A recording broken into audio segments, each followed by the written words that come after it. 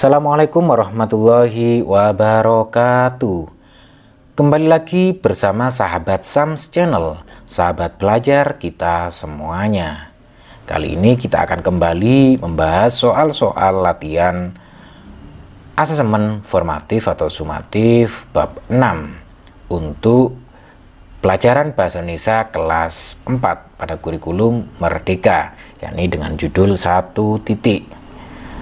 Tentunya semoga video ini bermanfaat bagi kalian semuanya, dan jangan lupa untuk like, subscribe, dan nyalakan loncengnya bagi kalian yang baru menemukan channel ini ya, serta bisa kalian bagikan kepada teman-teman kalian semuanya agar video ini semakin bermanfaat. Baik, langsung saja kita ke soal nomor 1. Oke, soal nomor 1.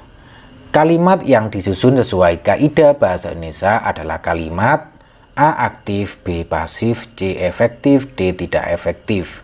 Jawabannya adalah kalimat efektif, anak-anak semuanya ya. Jadi kalimat yang disusun sesuai kaidah bahasa Indonesia itu merupakan kalimat efektif. Berikut soal nomor 2. Makna kosakata baru dapat ditemukan dalam A. buku, B. komik, C. kamus, D. ensiklopedia. Anak-anak semuanya, ketika kita mencari arti dari kosakata baru itu bisa kita lakukan melalui kamus ya.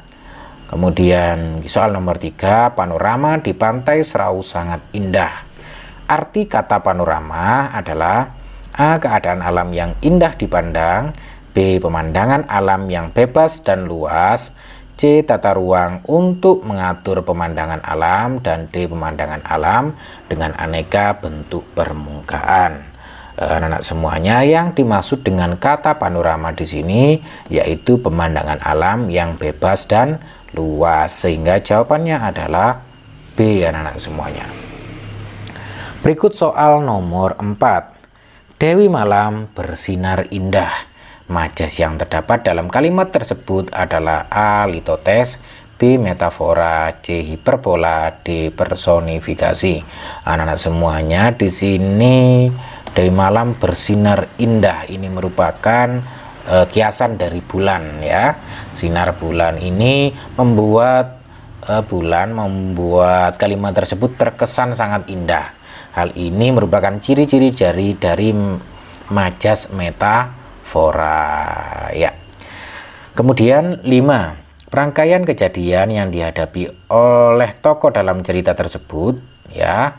Rangkaian kejadian yang dihadapi tokoh dalam cerita disebut dengan A. alur, B. latar, C. konflik, D. sudut pandang ya. Ini kata kuncinya adalah rangkaian kejadian. Ini merupakan alur anak-anak semuanya. Nah, itu. Berikut kita ke soal nomor 6. Kita scroll ke atas dulu. Ya, soal selanjutnya. Nah, untuk soal selanjutnya ini kita boleh memilih lebih dari satu jawaban yang tepat untuk soal nomor ya, lebih dari satu jawaban yang tepat.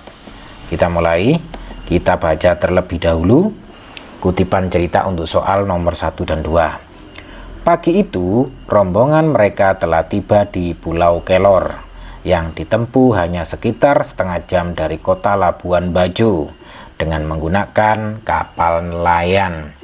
Sungguh indah pemandangan alam di pulau ini.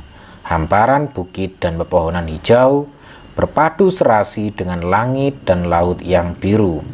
Hal pertama yang mereka lakukan di Pulau Kelor adalah mendaki bukit kecil yang ada di tengah pulau.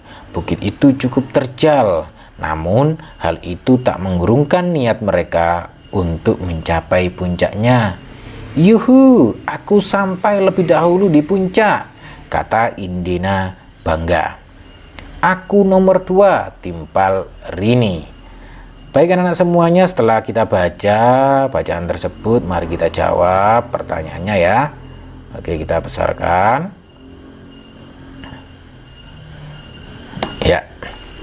Tokoh dalam cerita tersebut adalah ya tadi ada kata Indiana ya. kemudian ada Rini. Nah, jadi jawabannya lebih dari satu, ya, Rini dan Indiana. Adapun Pulau Kelor dan Labuan Bajo itu merupakan latar atau tempat kejadian peristiwa, bukan merupakan tokoh dalam cerita tersebut. Baik, soal nomor 2 anak-anak semuanya. Kosakata yang berarti harmonis dan curam, hampir tegak lurus adalah kosakata dan kosakata apa dan apa ya? Untuk harmonis itu serasi. Nah, kemudian curam itu terjal anak-anak semuanya. Jadi jawabannya B dan C. Berikut soal nomor 4 ya. Jawaban lebih dari 1. Perasaan tokoh cerita dapat diketahui dari A. Judul cerita, B. Dialog tokoh, C. Narasi cerita, D. Simpulan cerita.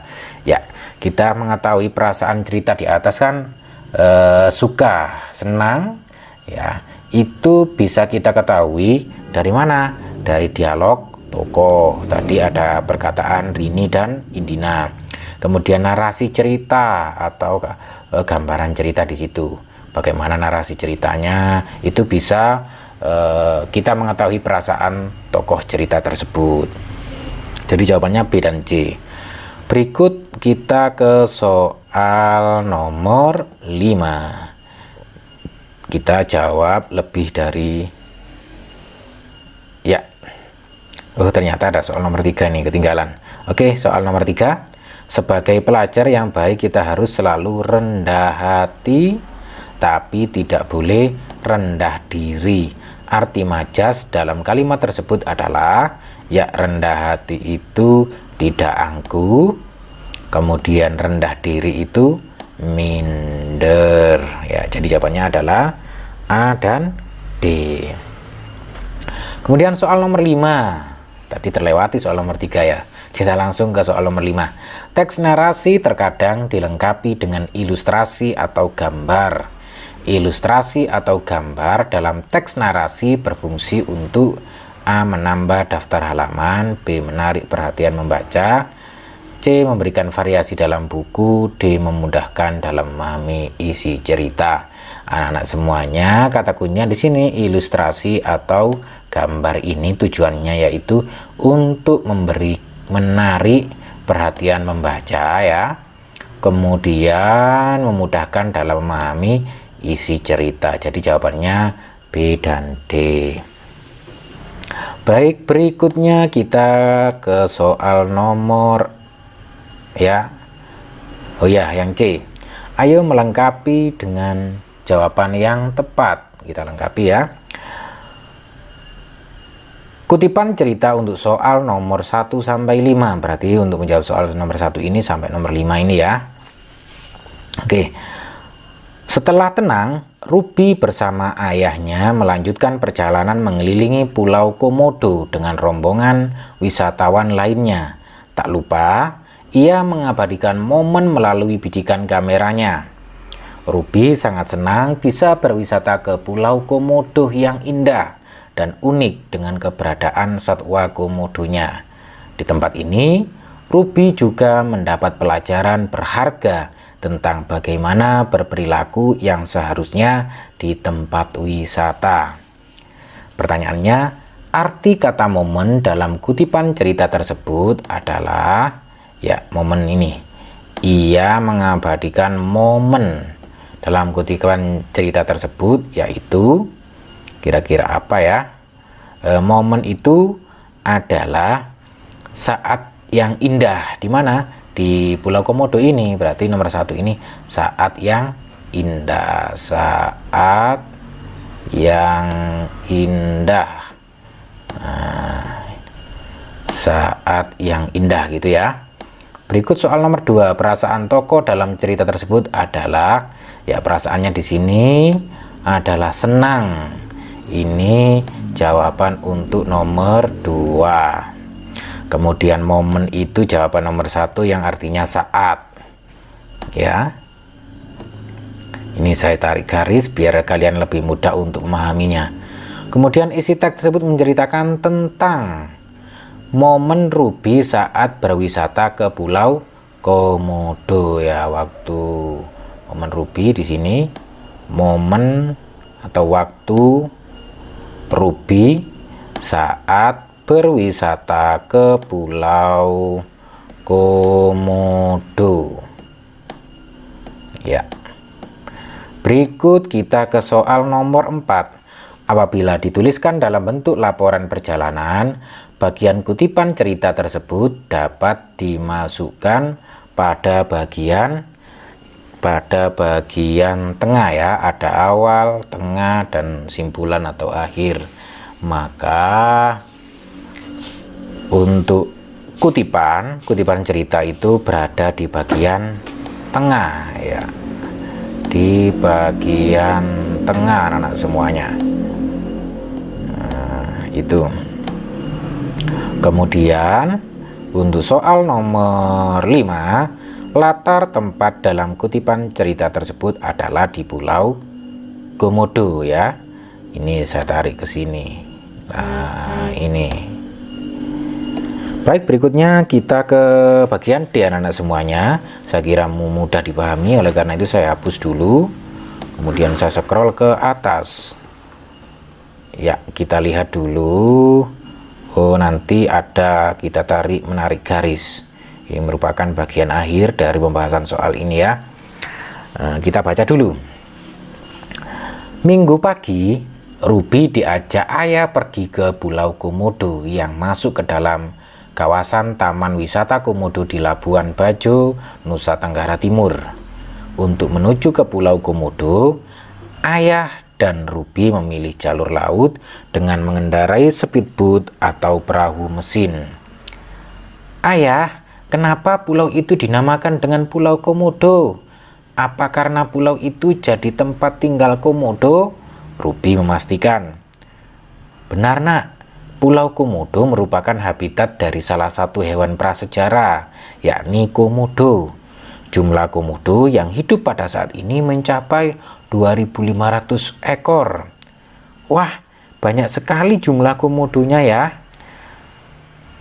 Ruby jadi tidak sabar ingin melihat komodo secara langsung, ucap Ruby antusias. Baik anak-anak semuanya, setelah kita membaca cerita tersebut, mari kita jawab pertanyaan ini ya. Kita tarik garis berdasarkan cerita tersebut, tariklah garis antara unsur intrinsik dengan unsur dalam cerita dengan tepat. Ya, tokoh utama di situ adalah Ruby. Jadi kita tarik ke sini ya. Kemudian latar tempatnya atau itu bertempat di Labuan Bajo di Nusa Tenggara Timur. Kemudian latar waktunya itu adalah Minggu pagi. Kemudian tokoh pendamping di situ ada ayah. Nah, ini anak-anak semuanya untuk jawaban soal nomor 1. Baik, berikutnya kita scroll ke bawah untuk ke soal berikutnya.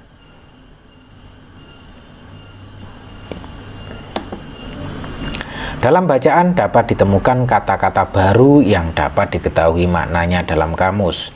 Tariklah garis antara kosakata dan arti kata pada cerita tersebut dengan tepat.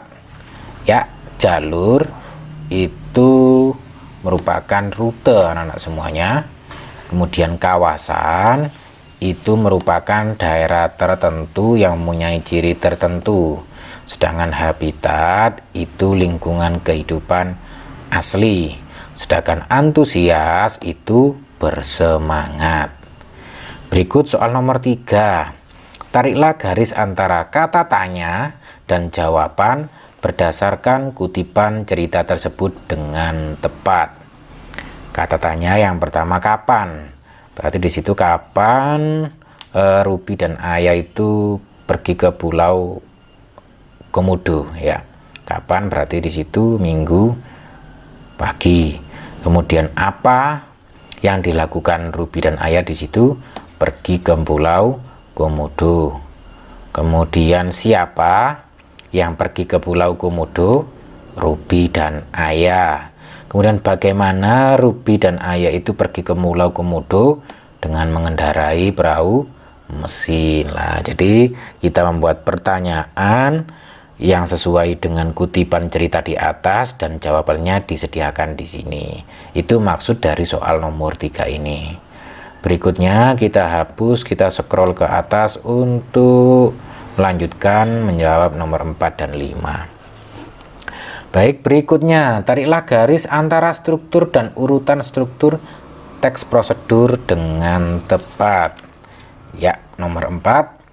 Kesan yang didapat dari perjalanan itu biasanya dalam teks prosedur, kesan itu berada di akhir anak-anak semuanya.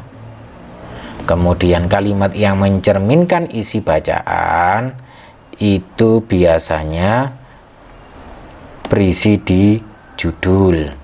Kemudian menceritakan proses perjalanan itu berada di tengah. Kemudian menceritakan nama, waktu, dan tujuan perjalanan itu di awal anak-anak semuanya. Selanjutnya untuk soal nomor 5, dalam cerita terkadang ditemukan penggunaan majas ya. Salah satu majas yang digunakan adalah majas metafora. Tadi sudah saya sampaikan bahwa majas metafora itu majas yang biasanya memberi kesan yang sangat indah.